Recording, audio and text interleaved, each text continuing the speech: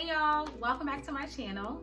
I know it's been a very long time since I posted a video, and I am sorry. I did not mean to neglect anybody on my channel, any of my followers, but I just wanted to come back on here. I have been doing so much with real estate, with work, my interior design business on the side, and I just did my business launch back in September, so I've been getting clients and just trying to stay on top of all that. So I am back in the groove now, and I am excited to talk to you guys today. What we're going to talk about today is 5 things that I wish I knew before I actually became a realtor. I think a lot of people look at the lifestyle of a real estate agent and they're like, oh, I just want to make money. You know, I want to drive a nice car. I want to be able to just have a flexible schedule. And there's just a lot of stuff that people do not know that goes into becoming a real estate agent. One of the first things I wish I knew before I became a realtor is network, network, network. Real estate is not a social club, it is a business. And the relationships that you make with people are vitally important, whether it's out socially, whether it's out at an event. Every relationship basically matters. I would say relationships are probably 85% a part of the success of realtors, if not more. And then the other percentage could just be, you know, not necessarily luck, but just how you operate and connecting with other people. It is important to network, put yourself out there, build a platform, connect with other realtors, and figure out where they are in your city. I currently live in Charleston, South Carolina, and we have social groups, like on GroupMe. There's one called the Black Charleston Professionals. And I put myself in that group chat just to kind of see what's going on, what mixers are happening. And if I'm available, I do go. I do network. I do meet new people. And then also find a way to network through social media. When you post things online, add your hashtag, brand new agent, new sales agent, real estate, put your location so that people know that you're in that city and you're trying to become more exposed to that area. A lot of my first contracts actually was through me connecting with a realtor in one of my local sales offices. And it was just basically, we hit it off very well. And ever since then, she's called me like, hey Candace, I have a client for you. We're coming out at 2 o'clock. Are you available? Yes, I'm available. But networking, building a relationship, not being afraid to connect, not being afraid to ask questions of other agents. So that has been a very huge thing that I wish I knew before I became a real estate agent. The second thing that I wish I knew before I became a realtor is don't try to reinvent the wheel. There's a lot of things in real estate, like websites or how to get leads or how to market, how to market yourself out there. You don't necessarily have to reinvent the wheel. I will say that at my age, I am a millennial, but also with being a millennial and a professional, I'm creative. You have all these apps, Photoshop, Canva, that you can just create your own content. And you're just like, I want to do this, I want to do that. And honestly, if you know somebody that can provide you something that actually works, you don't necessarily have to reinvent the wheel. I didn't reinvent the wheel with certain things. I met this older woman, and she just was so professional. She knew exactly what she was talking about. And when I first started my first contract with her, she was able to fill in where I couldn't fill in sentences for the client. And she was actually able to help me walk through certain things. She just kind of gave me the advice, like, you don't have to reinvent the wheel. You don't have to be all expertise in marketing. This is what has worked for me, and this is what has made me successful. And I took the time to become a mentee to her, and I call her and vent to her when things are going crazy in real estate, because child, real estate is ghetto, okay? It's fun, but real estate is ghetto, okay? It's the good ghetto though.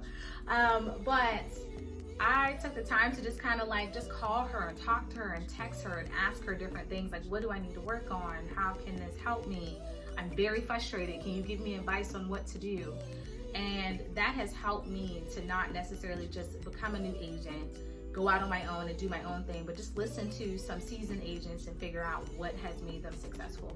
The third thing that I wish I knew was, child, save your money. Woo, goodness, because when you in between contracts and when you in between closings and getting new clients in and trying to work out certain things, times can become really, really hard. Closings may not come, closing dates may change, you may not get paid at the time that you're expecting.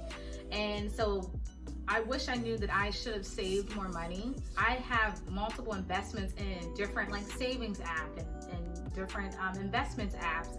So, and in my savings account, but I've had to pull from those things because I wasn't properly saving when I got paid from a closing. And I know that actually going into real estate, you probably need to save about like 6 months of your income or your household income and expenses before you actually go into that. Because if times fall hard where you have 2 months without money, you actually have something to fall back on. So that for me was a learning curve. Thankfully, when I pulled from my savings account, I still had money that could fund, my bills in my home, my current home that I'm paying mortgage on now. I learned that saving money is a huge deal when coming into this. The fourth thing that I wish I knew is to not be so naive. I think when I started in real estate, I was just so excited. I was like, I'm gonna bring my best clients. I already know people that's gonna write a contract on the house. I was just like ready to jump in the game. And in the community that sometimes you're working in, sometimes you have to split commissions, or if you're brand new in training, you may not get paid a lead sales commission, and you may bring in your best client and somebody else may get a commission, or if they came when you weren't there, they may write the contract and you don't. So I had to learn not to be so naive, to observe what's happening around me, listening to the conversations that's going on, and don't march to the beat of my own drum. I think a lot of people want to join real estate because they feel like they have that flexibility and they could do whatever. But a lot of things about real estate takes for us to be taught and for us to be students of the game. Until you learn the game, then you can't play the game. And I think coming in, I learned that being so naive and not learning the game up front, I have lost a lot, or I've been let down in some areas. I've got my little stripes and all this kind of stuff. I've done some wrong stuff, wrong things, and said the wrong things to people, and just because I just didn't know, I didn't know the culture, I didn't know what to say, I didn't know what was something that I wasn't even supposed to talk about on the sales floor. I think for me, that's one of the biggest things I wish I knew, is don't go in with just such a big heart and expect so many great things, and I'm gonna sell all the houses, and because it doesn't always happen that way. You don't always come out. So the last thing I wish I knew before becoming a realtor is I wish that I had a consistency on doing things that I love.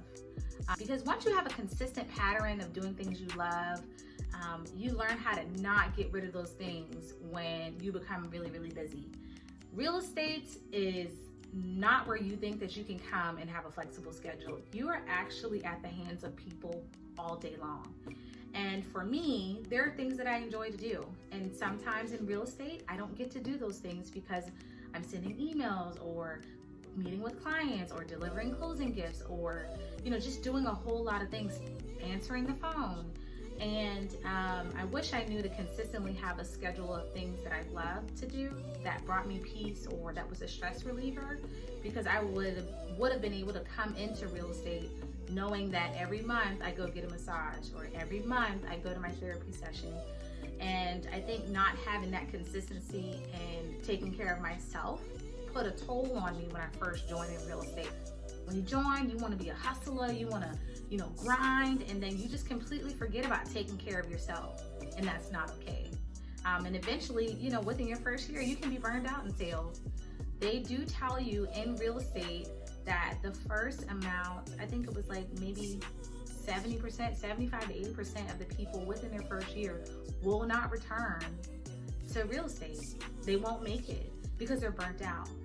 I understand that. And I think for me, one of the biggest things I wish I knew was creating that lifestyle of self-care before I joined. Now, do I do that? Absolutely. I've learned to throw those things in there, and I'm still learning how to be better at that. But I think that was something that I definitely need to learn before going in, because when real estate comes over, it's going to take everything. You have to learn how to balance your lifestyle, work and play. Learn to leave work at work.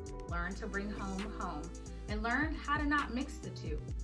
We often think that multitasking is something that's healthy. Actually, multitasking is very toxic. You paying attention to 5 things at a time is not healthy.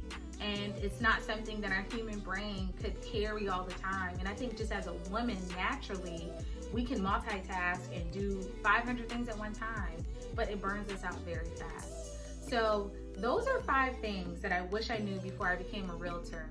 I think those tips are now things that I've discovered and that has helped me get to the point to where I am right now. And I hope that these are tips that could help you. Thanks for tuning in today. I appreciate your watching. I appreciate your views, and I hope you guys have a great day.